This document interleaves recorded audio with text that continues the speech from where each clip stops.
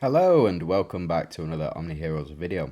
In this video, we are going to go through the letter from the producer of OmniHeroes. Yeah, so occasionally the producer will send stuff through Bella. So Bella is the community manager on the Discord and all for the other social media accounts, I believe, as well. And it is through devs feedback, and then we do get all of the feedback from the devs and what they say. Plus, then we also get our uh, producer to send stuff through. And he has left a note for the second anniversary of Omni Heroes as well, which did happen, I believe it was the 16th of August, something like that. And he sent this out on the 24th of August after it looks like a lot of hard work has gone into it, or a lot of thought has gone into it at least. So to the producer, if you are watching or if you know the producer, then yeah, just let them know. We'd like to say thank you for all of the diligence that has been put into Omni Heroes over the course of the past 2 years. It's really nice that Bella has been able to feedback all of the gripe and all of the, for a lack of a better word, all of the shit that we give her for all some of the decisions that have been made with regards to the gameplay. But yeah, it's really good to see that actually people listen within the company. So a big thanks to you, Mr. Producer, to Bella, and also to the team that produce Omni Heroes as well. So without further ado, let's jump in. Dear Omni Guardians, I am the producer of Omni Heroes. Time flies. Omni Heroes has officially been with us for 2 years. Our initial exploration of Season 0 to the latest Season 11. Every step we've taken over these 11 seasons has been possible with thanks to your unwavering support. Over the past year, we've gone through 7 seasons and continued adding new game modes as well. We've had our success, but in the course of ongoing experimentation and exploration, we've also faced failure. Yes, that is correct, but you've made course corrections, which is really important for a game. Actually listening to the player base, that is one of the best things that you can do to yeah, it's one of the best things that you can do as a game developer, in my opinion, my very limited experience as a game developer. But yeah, just listening to your customer base and giving them what they want will probably turn out for the best. Now, your ongoing feedback and support, we've enabled us to persevere through setbacks until we found the right solutions. As we reach this 2-year milestone, I want to share with you what we've worked on over the past year, our plans for the future, and address some frequently asked questions. This year, from new minigames, yes, Forest Frenzy was sick. It was one of the best minigames that I've played in quite some time. To the Hope Tree, to Tome Treasures, and Primeval Realm, we've added many new features. So, Season 5, Dragon Chronicles. We added Dragon War Mode to Clash Domain. We divided Season artifacts into PvP artifacts, PvE artifacts, and Universal artifacts, laying the foundation for our subsequent artifact system. To enhance player experience, we've increased Oath Recall draw rates and introduced a pity system. That was it was tough before they introduced this pity system. Like, if you've joined over the past sort of 6 months before Dragon Chronicles, if you were playing before Dragon Chronicles, you know it would be about £1,200 there or thereabouts to get 12-star new unit. Whereas with the pity system and with the increased Oath Recall draw rates, it's now looking more about £400 to £500. So decreasing the cost to players exponentially, probably at the cost of the company, to be fair. But to improve the experience for veteran players, we also enhanced heroes like Elwyn and Ariana. Elwyn, very runnable now, very useful still to this day, used in extreme difficulty and Apex difficulty as well in Rift Odyssey. Ariana, still lacking. She just has no shielding, no protection when she does what she does. It is what it is. That's just the design of the unit. Season 6, Tree of Life. We've added the Hope Tree and Seraphic Ruins, giving players more strategic combinations. We increased Relic Vault draw rates, making it easier to collect or to complete legendary relics.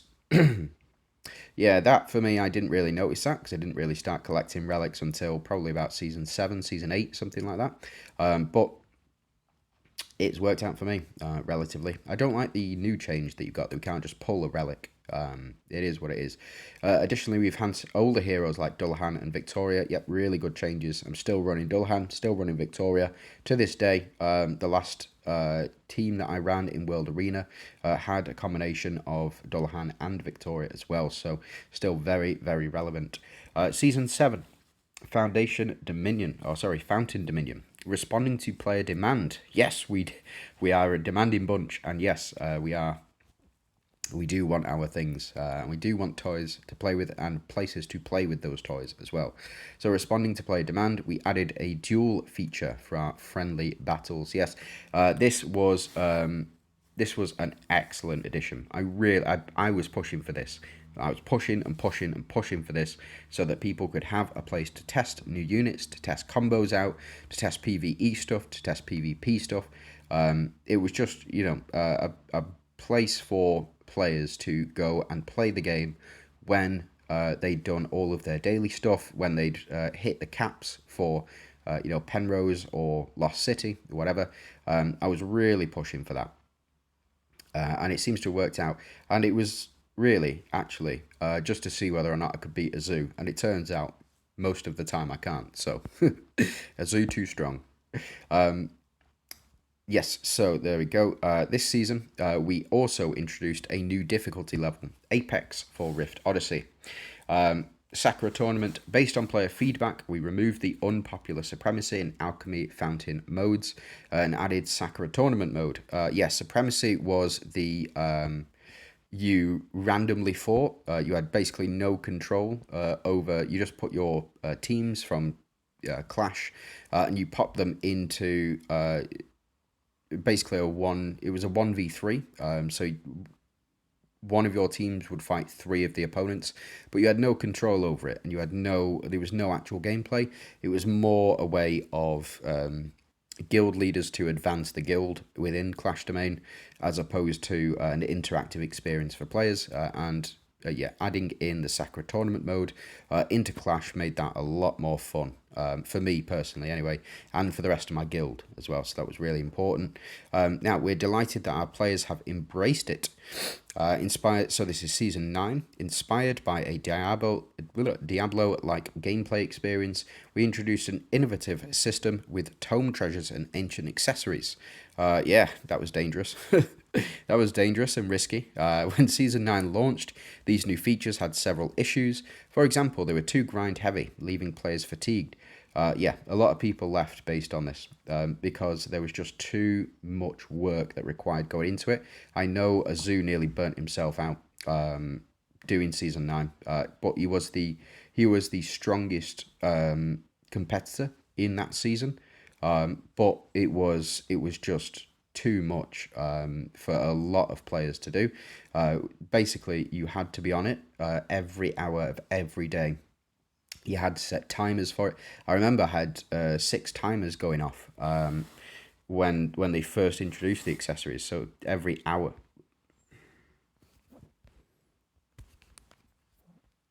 Sorry about that. Hopefully it's still going. Yeah, probably. Hopefully it's not shut out. My phone does like to shut itself off every so often. So, it was way too grind heavy. Leaving players fatigued. Based on player feedback, we made significant optimizations to the ancient accessories feature to provide a better experience.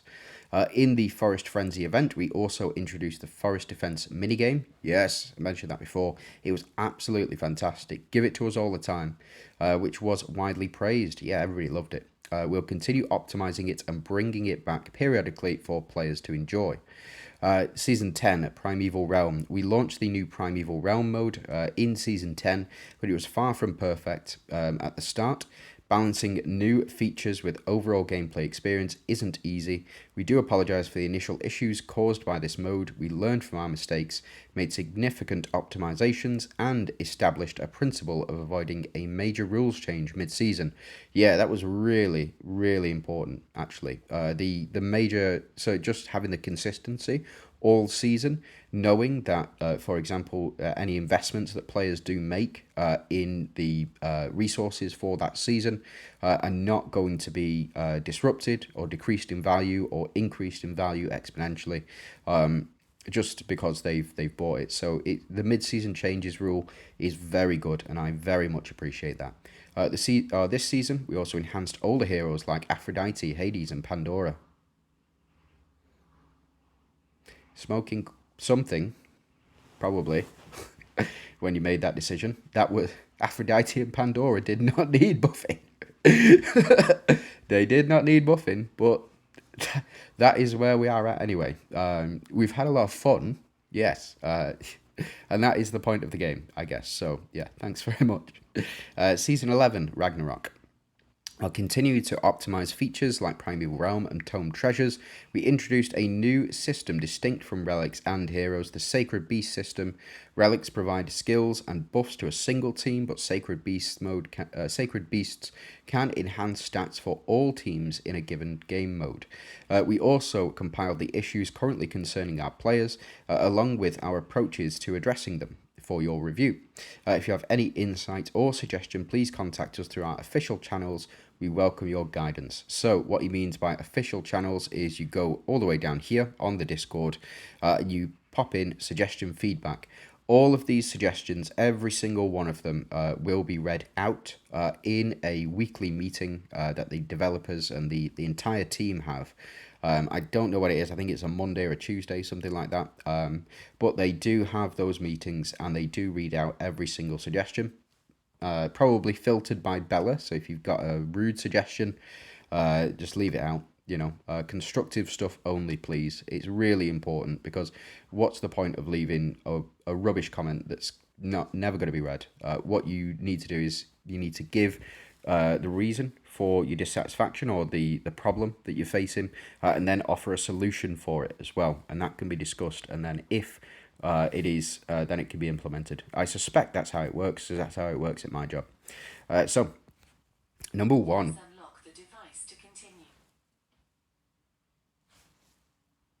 Technology is just going off on me today. Future development plans. We'll be launching a new game mode in Season 12 called Fair Arena. I am very excited about this, actually. Very, very excited. This mode significantly reduces the upgrade elements of heroes and relics, focusing on strategic competition where everyone can access the latest heroes and relics from the archives at the season's start. Lineup differences due to paid items will be minimal. We'll reveal more details of this in the future, so stay tuned. This is going to be absolutely phenomenal. It's going to be really, really fun for everybody. And what I mean by this is you will not pay into this one little bit, but you will be able to access all of the new units. So say, for example, if this mode released, the Fair Arena, if it released in Season 11, you would be able to play with Odin, you would be able to play with Fenrir, you would be able to play with Jormungand, you would probably maybe be able to play with Hela as well from this season.